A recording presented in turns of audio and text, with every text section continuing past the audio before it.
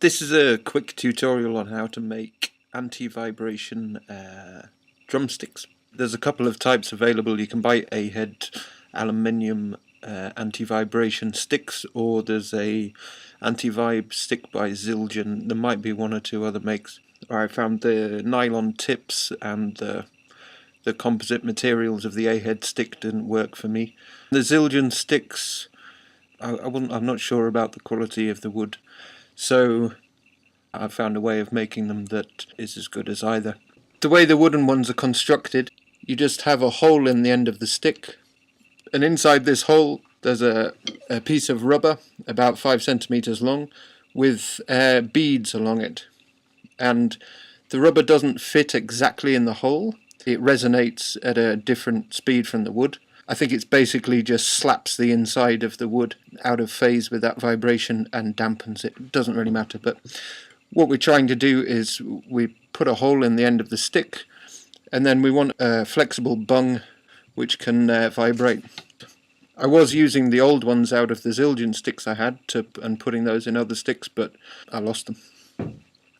So I found you can use simple silicone sealer that you can get from any hardware shop. And the silicone bungs that I've made, they're about 7 millimeters. I'll show you, 1 second. When you get your tube of silicone, it comes with these nozzles on them. Wall thickness is just under 1 millimeter. So if I want it 7 millimeters, I can go down till it's about 9 millimeters on the outside, roughly, by the skeg of the eye, and cut it off there. Take it back a little bit because you can't add it on. There we have it. 7 millimeters. Your workbench. Clean the surface. I don't know whether this actually makes a difference, but I'm spraying it with a bit of WD-40 and then make a bead about 8 centimeters long or so.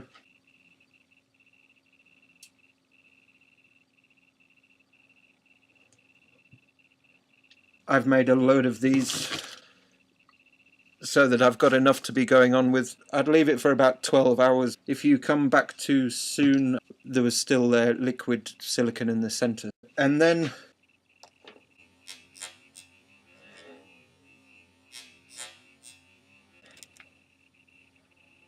on to how to drill a hole. If you've got a friend with a lathe, you might ask them to help you.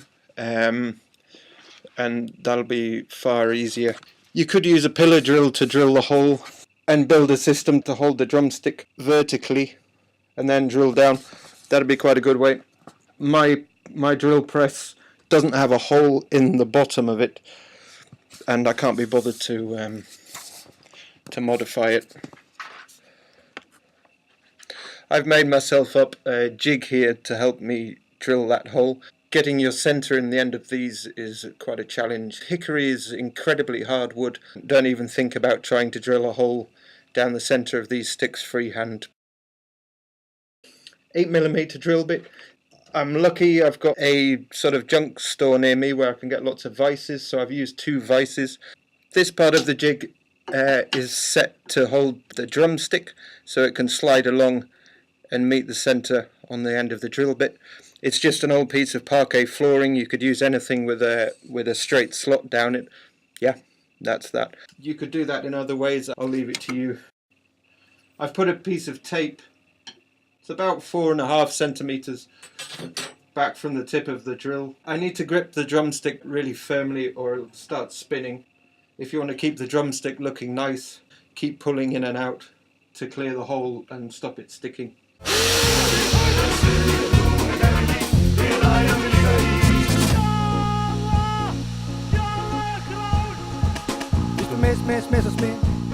Så kryber vi i skridt, og det bliver meget mere rødt hvidt, når der møder Mr. Dynamit, bliver det kit. The first couple of millimeters when I'm going up the chamfered edge of the drill, that's when the centering is really important. When it's creeping off center to one side, I'm spinning the stick through 90 degrees to pull it back to the center and to balance out that this clay. I'm just getting down so that the shank of the drill is going to start keeping itself centered now, so I can start moving in a little faster.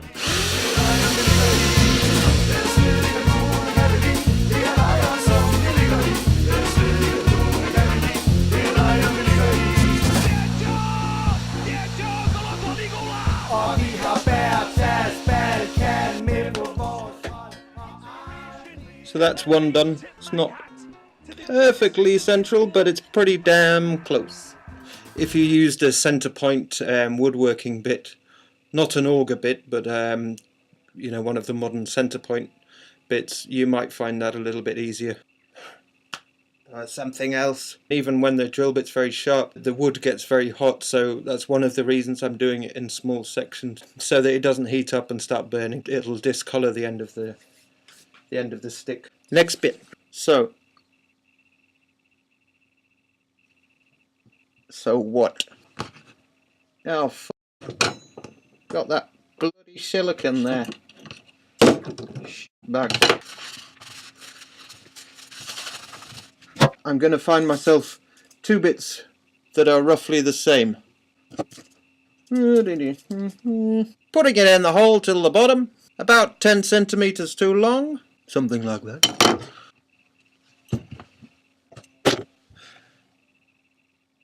Put that in the hole. Now then, bend the end over, force it into the stick. Awkward. I've done these too long, so I'm going to cut 3 or 4 mil off it.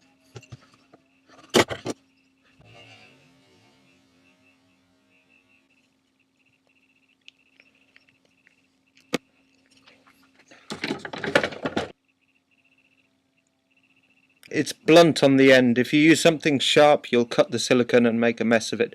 Tuck this in to the end of the stick and work it down. We want it sort of under compression in there. It sort of flaps around in between, and that'll be what dampens the vibration. So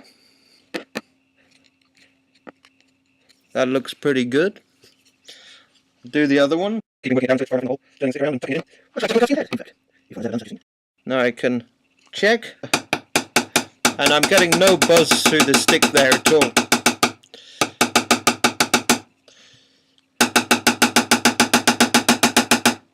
Both feeling good. I'm putting a little bit of silicone around the top. If you lick your finger, it won't stick to your finger.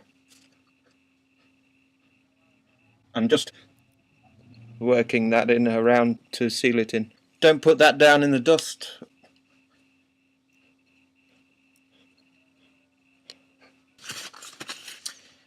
And there we have it. Little beauties with anti-vibration. As a side note, I think if you're using anti-vibe sticks, you've probably realised how much help they can be. For me, I've got a long-term issues with my hands. I'd swapped back to normal drumsticks because I thought the situation might have improved, but it hadn't. I practiced for an afternoon with normal sticks, and yeah, the vibration just, it really irritates whatever the issue is with my hands, and they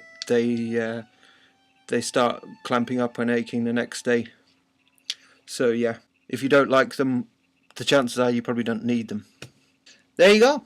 I'll be along soon. Possibly. Probably some more tutorials. Okay. There you go. Take it easy.